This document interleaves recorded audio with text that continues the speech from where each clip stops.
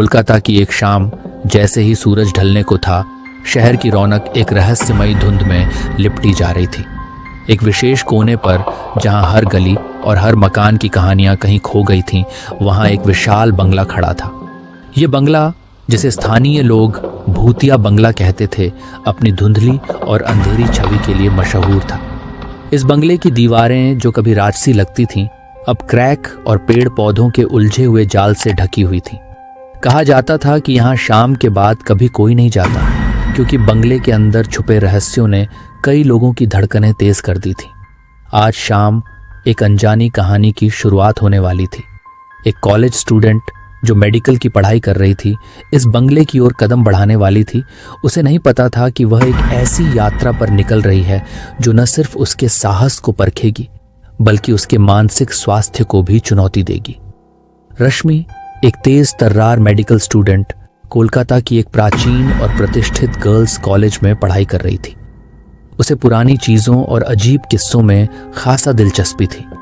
एक दिन उसकी एक दोस्त ने उसे उस पुराने भूतिया बंगले के बारे में बताया, जिसे सभी ने एक खौफनाक जगह मान रखा था। रश्मि की जिज्ञासा ने उसे उस बंगले की ओर खींच लिया। सूरज डूबने के साथ रश्मि ने बंगले की ओर रुख किया। उसकी आंखें अंधेरे में टकराईं और हवा की सिहरन ने उसकी त्वचा को छू लिया। जैसे ही वह बंगले के दरवाजे पर पहुंची, एक अजीब सी खामोशी ने उसे घेर लिया। दरवाजे पर लगी धूल की परत ने उसकी कलाई को छूते हुए एक पुरानी चेतावनी सी महसूस कराई। बंगले के अंदर सड़ी गली फर्श और तितर बितर दीवारें थीं। एक पुरानी चाय की मेज पर रखा ग्लास जैसे जैसे उसके कदमों की आवाज को सुनता गया, एक अजीब सी खनक का एहसास होने लगा। रश्मि ने चाय के ग्लास को देखा और पाया कि उस पर एक अजीब सा संकेत लिखा था, मुझे मत छू। उसने सिहरन के साथ ग्लास की ओर देखा, लेकिन उत्सुकता ने उसे चुपके से ग्लास को छूने पर मजबूर कर दिया। जैसे ही उसने ग्लास को छुआ, एक अजीब सी ठंडी हवा का झोंका आया और उसके कानों में एक बेताब चीख गूंज उठी। यह आवाज उसे यह एहसास दिला रही थी कि कोई उसके पीछे खड़ा है। उसने पलट कर देखा, लेकिन वहां कोई नहीं था। रश्मि ने ध्यान केंद्रित किया और पाया कि बंगले के कोनों में कुछ चमकदार धब्बे थे। ये धब्बे किसी पुरानी पेंटिंग के अंश थे, जो अब हत्यारे की तरह धुंधले और अस्थिर हो गए थे। उन पेंटिंगों की आंखें जैसे उसे घूर रही थीं। वह धीरे धीरे उन पेंटिंगों के करीब गई और देखा कि उनमें से एक में एक महिला की छवि थी, जो पूरी तरह से खून में सनी हुई थी। उस पेंटिंग के नीचे एक पुराना डायरी का टुकड़ा रखा था। रश्मि ने डायरी को उठाया और पढ़ना शुरू किया। डायरी में लिखा था, मैंने अपनी आत्मा को इस बंगले में छोड़ दिया है और जो भी यहाँ आएगा उसे मेरी कहानी जाननी पड़ेगी।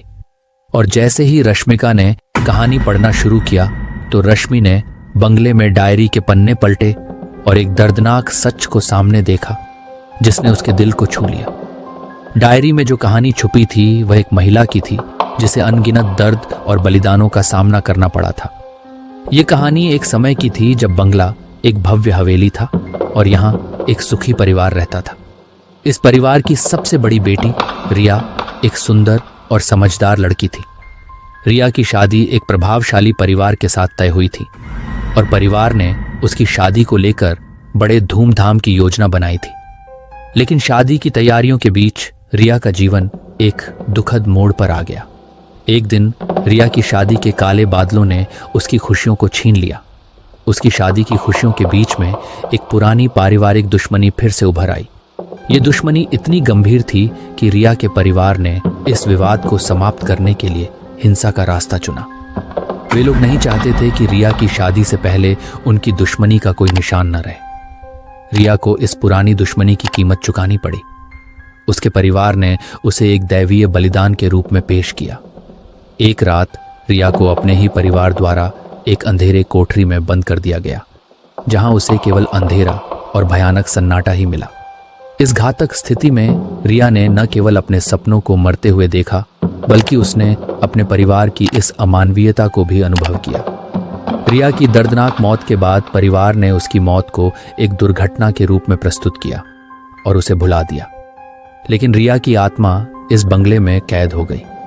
उसकी आत्मा को शांति नहीं मिली, क्योंकि उसके परिवार ने उसे न्याय नहीं दिया और उसके दर्द को नकार दिया। डायरी में रिया ने अपनी आखिरी इच्छाओं को लिखा था। मुझे शांति चाहिए और मुझे मेरे परिवार से न्याय की उम्मीद है। जो भी मेरे दर्द को समझेगा वह इस बंगले के रहस्यों को उजागर करेगा। और पढ़ते पढ़ते उसकी आंखों में आंसू आ गए और उसने महसूस किया कि वह केवल एक भूतिया बंगले में नहीं बल्कि एक आत्मा के दर्द और संघर्ष के बीच में खड़ी थी। तभी बंगले की खिड़कियों से एक दर्दनाक चीख सुनाई दी। रश्मि ने अपने चारों ओर देखा और देखा कि अंधेरे में एक धुंधली आकृति धीरे धीरे आकार ले रही थी। वह आकृति एक महिला की थी जिसकी आंखों में गहरा दुख और घृणा थी। वह आकृति रश्मि की ओर बढ़ रही थी और रश्मि को महसूस हुआ कि जैसे उसकी आत्मा उस आकृति में समा रही हो। रश्मि ने हार मानते हुए कहा, मुझे यहां से निकलना है। लेकिन बंगले की दीवारों ने जैसे उसका रास्ता अवरुद्ध कर दिया। उसने एक आखिरी प्रयास किया और डायरी को छोड़ते हुए बाहर की ओर भागी।